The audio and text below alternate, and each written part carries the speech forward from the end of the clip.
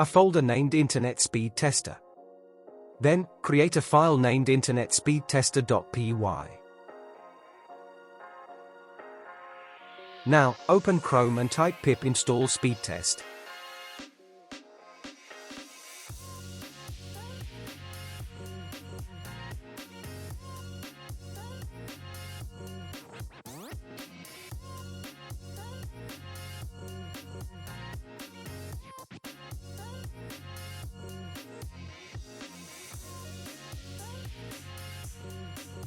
Copy the link. If you want to know more about this project's description, scroll down.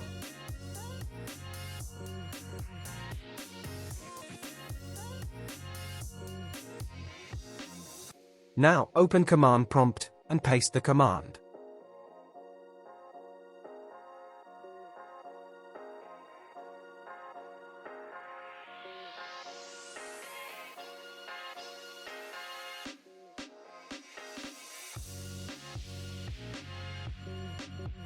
Now type the code.